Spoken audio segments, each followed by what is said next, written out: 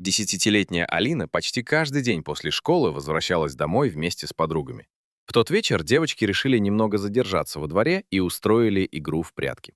Алина побежала к старому деревянному забору и спряталась за густыми кустами, уверенная, что там ее никто быстро не заметит. Но через несколько секунд она услышала рядом едва различимый писк. Сначала девочка подумала, что где-то плачет маленькая птица, однако звук повторился снова. Раздвинув траву и сухие листья, Алина увидела крошечного котенка. Он был настолько маленьким, что едва помещался в ладонях, а глаза еще оставались закрытыми. Малыш дрожал от холода и почти не двигался.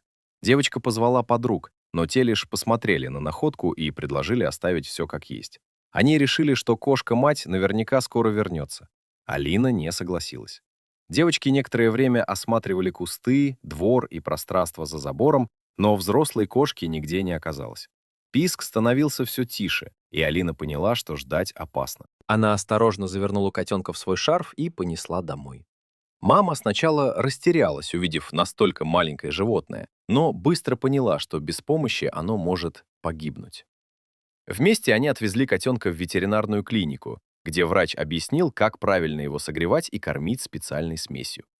Первое время Алине приходилось вставать даже ночью, чтобы мама могла покормить малыша. Постепенно котенок окреп, начал уверенно двигаться и вскоре открыл глаза. Через несколько недель он уже самостоятельно ел из миски, бегал по квартире и пытался забираться на мебель. Девочка назвала его Персиком из-за светло-рыжей шерсти. Когда котенок заметно подрос, ветеринар сказал, что он совершенно здоров и, скорее всего, вырастет крупным домашним котом. Персик так и остался жить у Алины.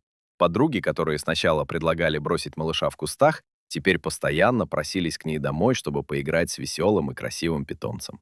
Алина же каждый раз вспоминала тот день и понимала, что одно простое решение не пройти мимо действительно спасло маленькую жизнь.